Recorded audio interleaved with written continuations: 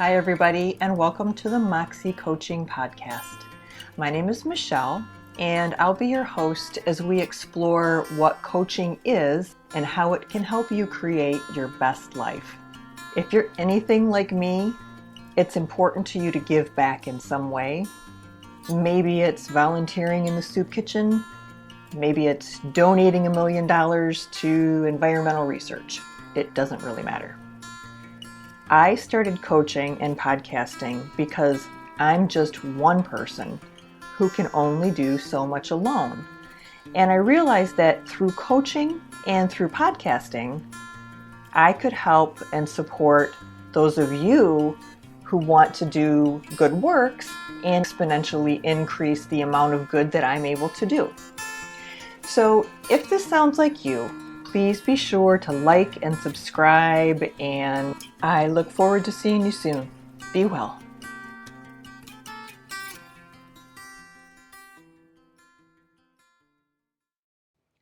Hi, everyone, and thank you for being here to check out another episode of the Moxxie Coaching Podcast. Just a quick announcement to remind you that we are continuing to do the drawings for the free readings. To enter, you can either go to the Moxxie Coaching website and sign up under the free tarot reading tab, in which case you'll be also signing up for the newsletter. You can also go to your podcast outlet where you listen to Moxxie Coaching Podcast and provide a rating and a review. Take a screenshot of that rating and review and email it to me, and then you will be entered into the drawing. This is the section where we will add information about who won the first drawing. All right, so let's get into this week. I hope you all had a great week. I absolutely am floored that this episode is for March 1st already. That's just like, wow. They do say that the older you get, the faster time flies, and I'm pretty sure they're right. Okay, so this week we're going to talk about the nines. And let's start, as we always do, with just a little bit of general information about the nines in numerology and the tarot. So typically, the nines are about something getting close to completion. We talked in a couple different episodes about the concept of 1 through 10 in the tarot being a journey from the beginning with the aces through completion with the tens. So as the number 9, the number 9 is all about kind of this place where we're getting ready to finish something up. And a lot of times the nines have a tendency to be related to endings, some loss. So this concept of completion, sometimes it is a positive entry into this place of completion, and then other times it is a difficult entry into this place of completion. So we'll begin with what I think is the most difficult card of the nines, and that's the Nine of Swords. The image on the Nine of Swords is someone sitting up in bed, and they've got their hands over their face like, what have I done? That the drama type of just this moment of despair and anxiety and just this feeling of woe. W-O-E, not W-O-A. Yeah. And above or behind this person, there are 9 swords that are just horizontally, basically stacked, kind of like they go up the wall. And this card, I mean, there's no other way to look at this card, especially when you just look at it first glance, than absolute loss and sorrow. and um, sometimes even like putting ourselves in a position of blaming ourselves for something. Maybe we feel like we screwed up a relationship that we lost. Maybe we feel like we said something that impacted someone so deeply that it emotionally hurt them, and you can't stop thinking about it. It's you're on that hamster wheel, and it's not showing any signs of letting up. The loss could be either a material loss or an intangible loss, a loss of a friendship or a relationship, or, the loss of a career or someone's life, something huge. So pretty much any way you look at it, this is a challenging card.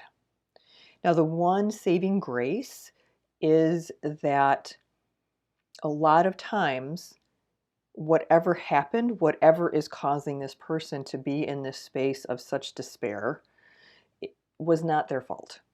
It was something that was beyond their control, and now they're dealing with or having to deal with the consequences. And not always, sometimes we just F up, but sometimes.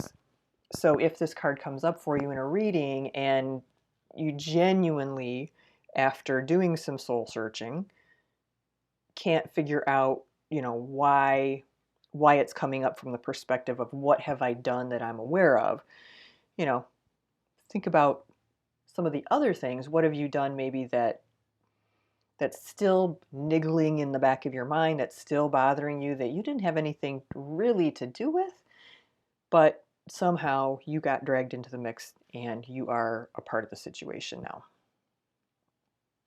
So when the card comes up in a reading, here are some questions that you can ask.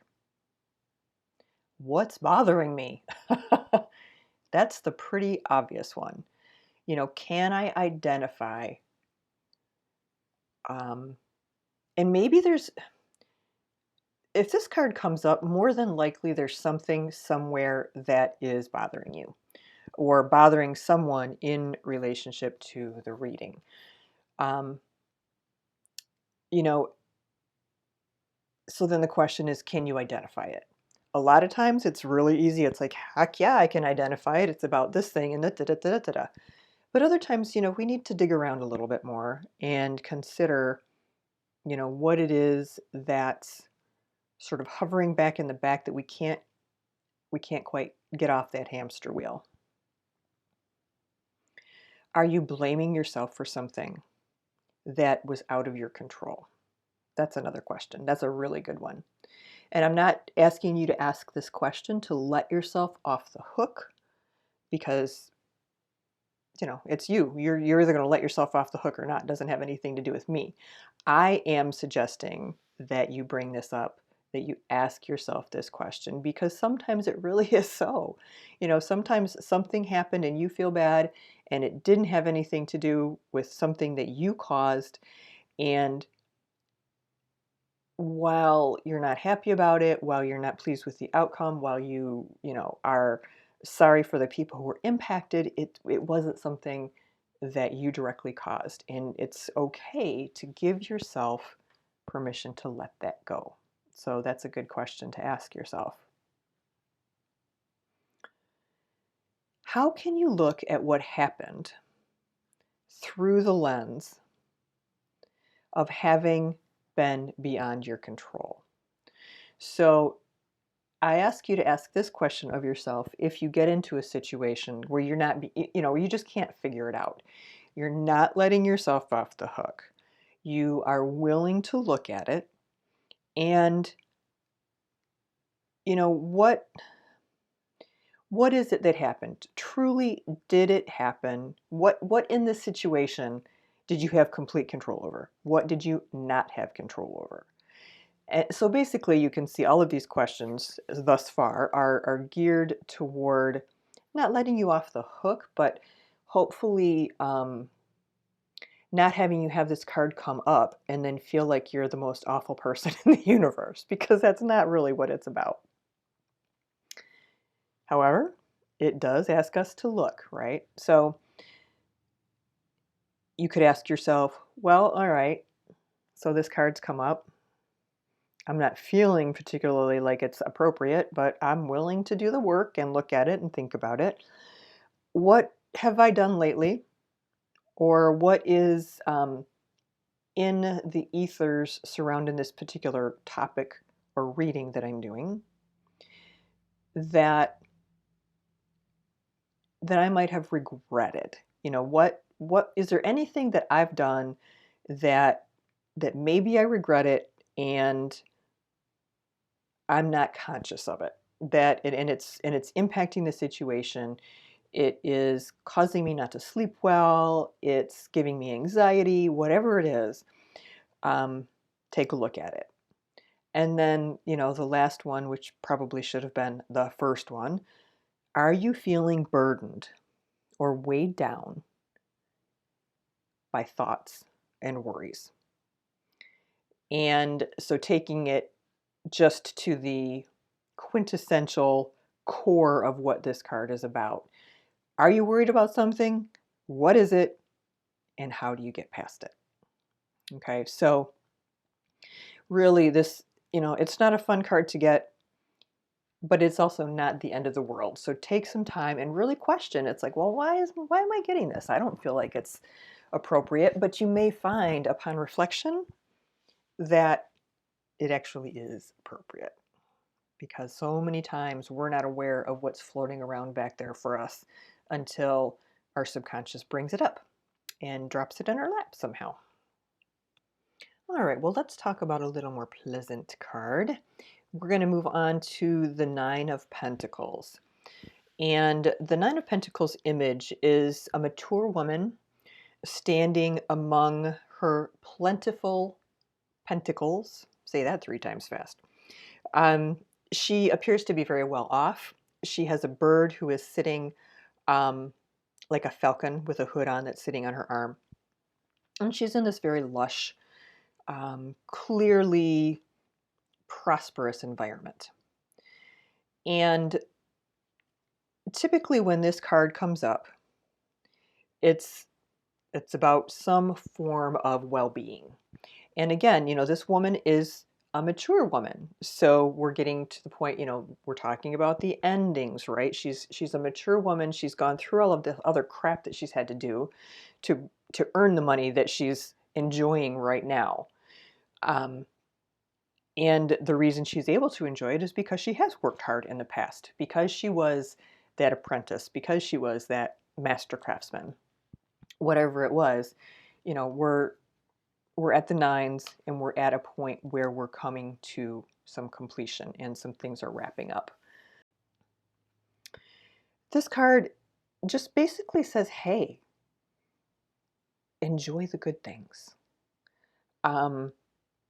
This card sometimes may show up for someone who is like a really strong personality and kind of intimidating, just because they're so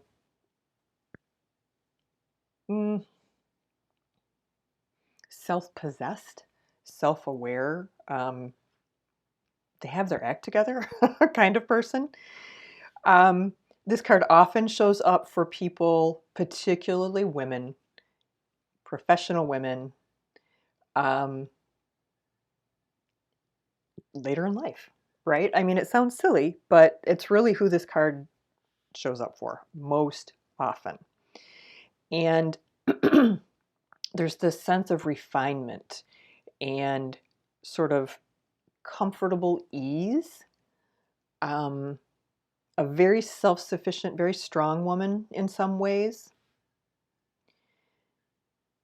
However, if you notice that the falcon on her hand has a hood on, and some tarot people will tell you that their opinion is that while this card is about a certain level of luxury and wealth, material comforts, There is a part of this woman perhaps who feels a little bit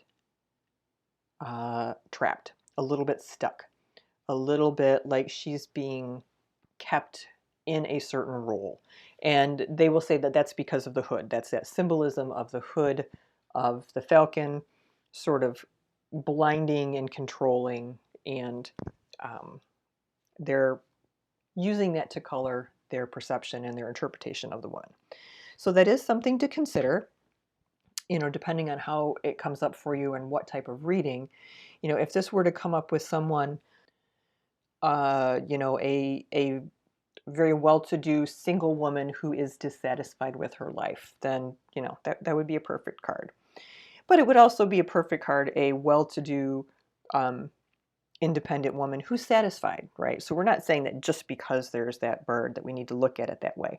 It's just something else that we can consider depending on the situation in our reading. So what are the questions that we can ask ourselves? Well, because she is sort of secluded, because she is, she's not in a position where she's enjoying the company of other people. And, we don't know if that's because she's choosing to do so, or if it's because her rank or maybe her profession have put her in a position where she doesn't have the camaraderie of a lot of people. So a question to ask yourself when this card comes up, it's like, whew, yeah, I'm kind of feeling good. I'm feeling this powerful person, but am I also feeling a little bit lonely or a little bit separate? Like I need to be connecting with people. Am I feeling like I have control over everything that I want to have control over? And if I don't feel like I have control over things, how can I embody all of this powerful energy of this strong, independent woman to make me feel like I have, or put myself in a position where I have more control over what's going on in my life, over what's happening to me, over the choices that I'm making, all of those things. You may also want to ask if the person in the card is representing you or representing someone else, and kind of look at all of that in relationship to this concept of intimidation. Are you being seen as intimidating? Are you in a situation where you are working with someone who, embodies a lot of these characteristics, but you also find a little bit scary? And, lastly, because this card is about material things, often material comfort and material wealth, it may be asking you to consider your relationship with material wealth. Is it important to you to the right level, or is it overly important to you when you look at balancing it out with everything else in your life? Is material wealth more important to you than family? Or is this job that you are so keen to get, more important than, I don't know, your dog who's going to have to stay home every day because you're not going to be working from home anymore? I think you get the point. So just, to look at it from that perspective as well.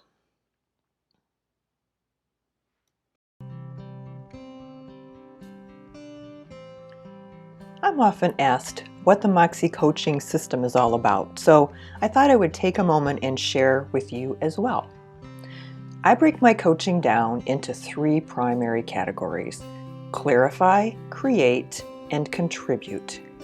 Each phase has specific goals and objectives, but you can enter the process from wherever you are on your personal journey and choose the focus that feels right for you, or we can just go with the flow. Clarify is all about working with me to clarify who you are, who you want to be, and what is blocking you from getting there. In the create phase, it's much easier to move our lives forward in a positive direction when we're clear about who we are and what we want. So we take that information from Clarify and all of those insights that you gained, and you take them to the next level. So what do you want to do with your newfound superpowers? Do you want to start a new business? Do you want to grow a current business? Maybe you're getting ready to retire and you're finally taking some time for yourself. How in the heck do you create the life and the lifestyle that feeds your soul? And then lastly is the contribute element. And in contribute, I use my background in business, education, and project management to help you actually create what it is that you decided you wanted to create in the earlier phase. Use of the tarot in my coaching sessions is completely optional, but for those who are interested, we do integrate using the tarot in a way that supports us and supports our learning what it is we need and how to get it.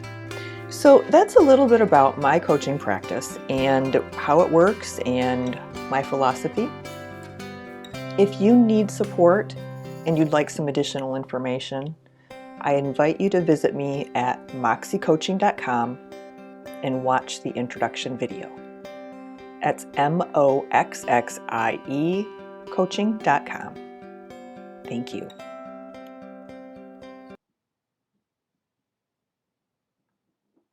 All right, let's take a look at the Nine of Wands. The image on the Nine of Wands is a little bit rumpled man with a bandage on his head and an extremely wary look on his face.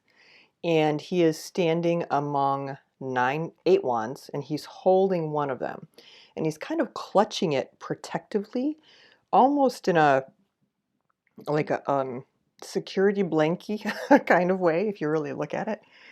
And he is clearly, he's okay. He's made it through whatever battle he was in, but he is very wary. And, we're not sure by looking at this picture, clearly he's already been in a battle, but it's almost like he looks like he's prepared to battle again if he has to. He's not going out and looking for trouble. He's not being offensive, but he is sort of in this place where he is prepared to play defense and defend what is his and do whatever he needs to do. So you can look at it from two perspectives. He's either prepared to do battle because he's already done battle in the past and he knows what's coming, or he is finally, he could be looking off into the distance and saying, "Oh my God, thank you. So glad that is over.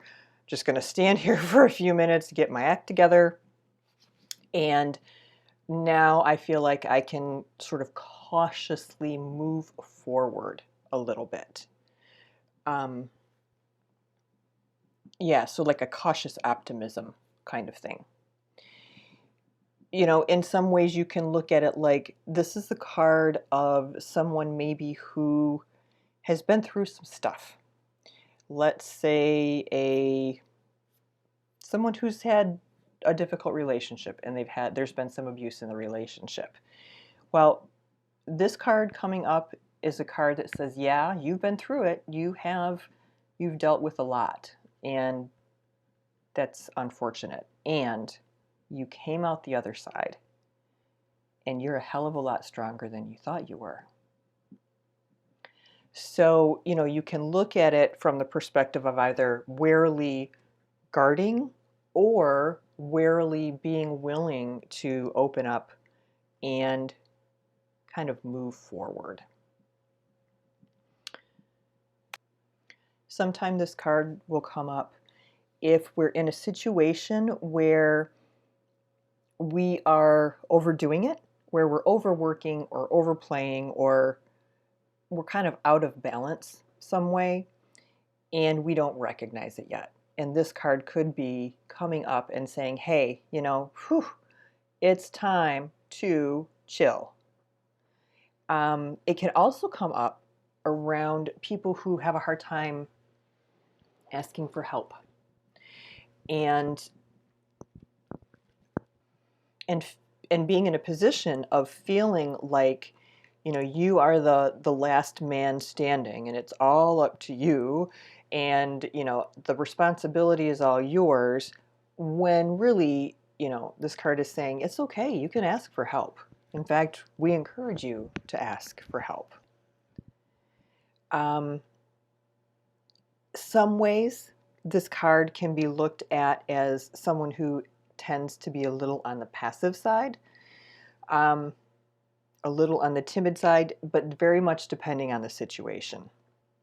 This particular person in this card is not the Knight of Wands, right? He is not going off half-cocked like a crazy person just to get into the action for the sake of being in the action.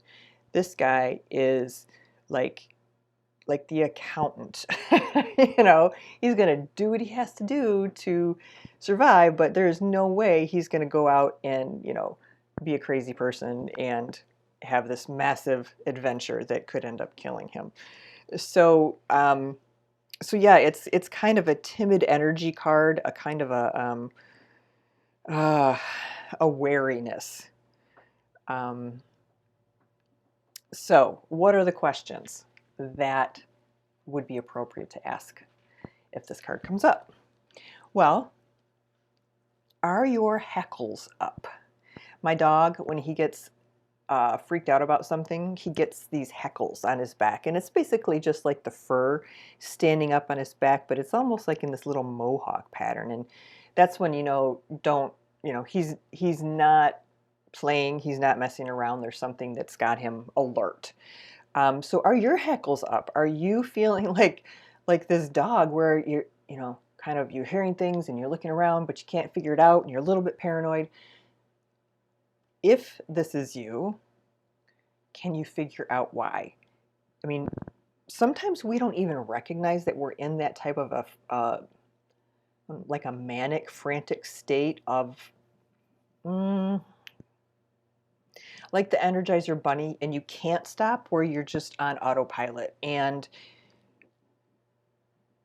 it's like this frenetic energy. And so, are you feeling that anxiety that comes from that type of energy without having an understanding of why it's there and where it's coming from? Are you in some type of a situation that is suggesting that you're getting ready for battle? And, I'm not talking necessarily the zombie apocalypse type of battle. I'm talking more, are you in a situation at work where something's coming to a head with someone? Are you in a romantic relationship where something's happened and there's this big elephant in the room that you absolutely have to talk about and you don't want to talk about it? So that's the type of fight I'm talking about. Sort of having to gear yourself up for this confrontation. Maybe you would want to ask yourself, oh, am I as prepared for this as I thought? Maybe I'm not as prepared as I thought I was. Maybe I should rethink this situation. You also might want to ask yourself if you are in over your head. If you are in a position where you can handle it and you have the competence and the confidence, great. If not, it's okay to ask for help. And that's the question that you need to ask. It's like, okay, well, yeah, I think I am in over my head. I think that, my fortress it's impermeable, but I'm being held siege. So I can't get any food, I can't get anything. And what can I do to sort of shore up my fortress, so to speak? What can I do to remedy the situation, to make me feel stronger, to put me in a position of more strength? All right. The last of the nines is the Nine of Cups. And the Nine of Cups image is of a very self-satisfied looking merchanty person sitting on a bench with his arms crossed, kind of like, ha, very cocky. And behind him are 9 cups that, basically it's like, look at my wealth, look at my abundance. And so a lot of people will call this the wish card, meaning if this comes up in a reading, you might get your wish. Well, that's sort of old tarot. And new tarot, new tarot is not quite so generous, I guess. And, basically this card it does affirm if you're in a situation where you're not sure what's going on from a material perspective. If you are, let's say you're making some sort of financial decision that's a gamble, and this card comes up. Well, if that were the case, then I would say this card is basically confirming that you made the correct choice, right? It does have a downside, a little bit of a downside. And I've already sort of alluded to that in my snarky comments about the merchant person. And that is that there's this suggestion of materialism over spiritualism and emotion. And, we look at this guy and it's clear that he's just like, got my stuff.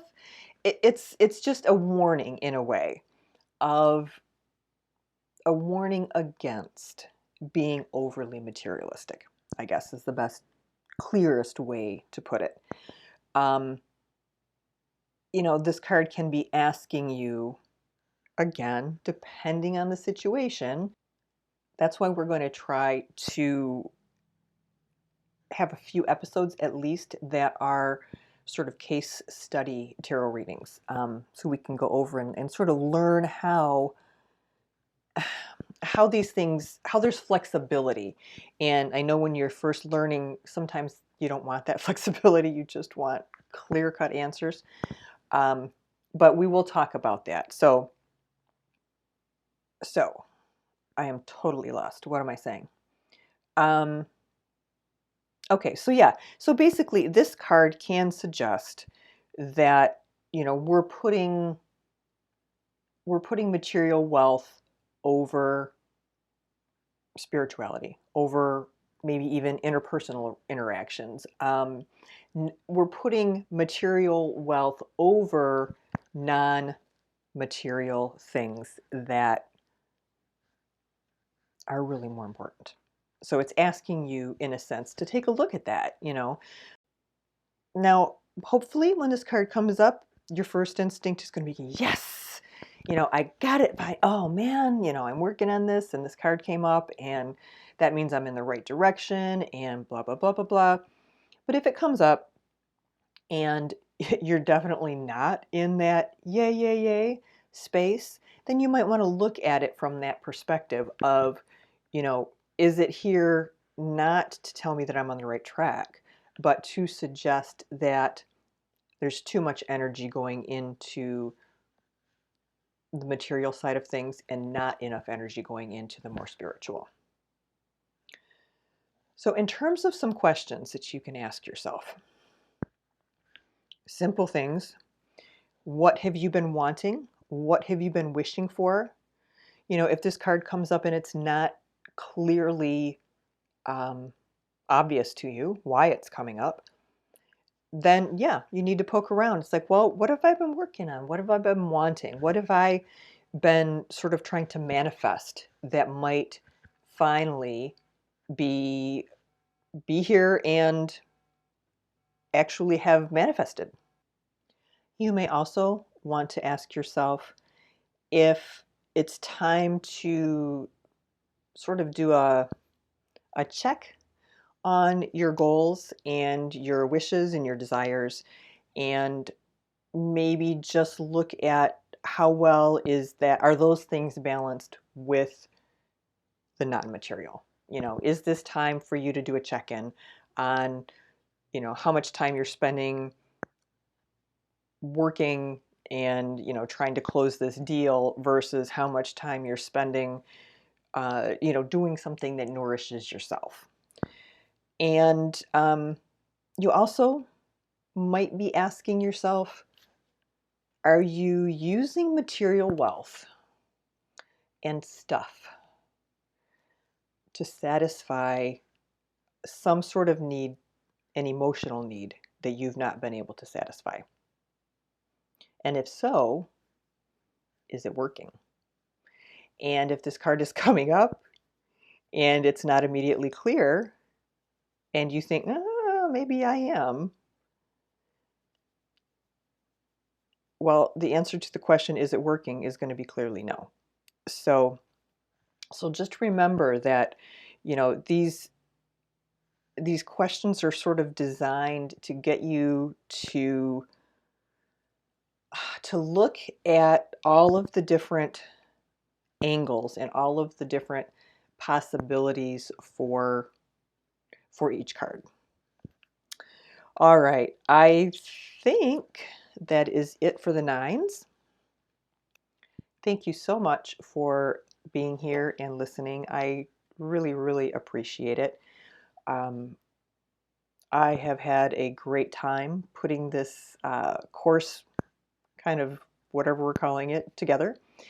And I'm really looking forward. I cannot wait to get past the next episode, because I want to talk about something other than just these, the traditional stuff.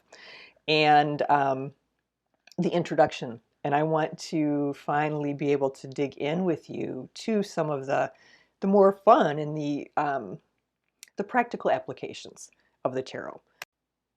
The more I do this and the more traditional readings I do, the more I realize, and it's just confirms to me, what an excellent tool the tarot is for coaching.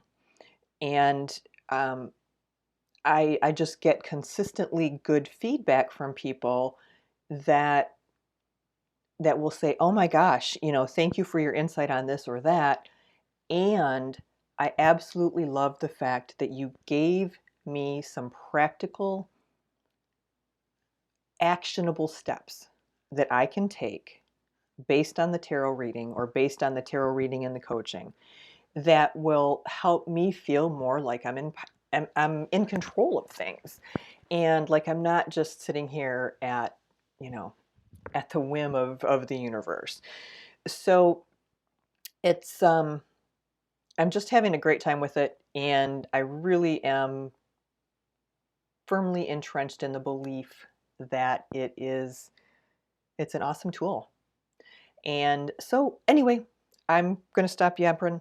I am just excited, and I am grateful that you're here.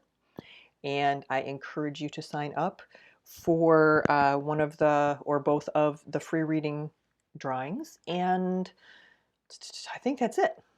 So you all have a fantastic week. Next week, the tens, and then we move on to the fun stuff. All right, but everybody, you take care. Bye-bye.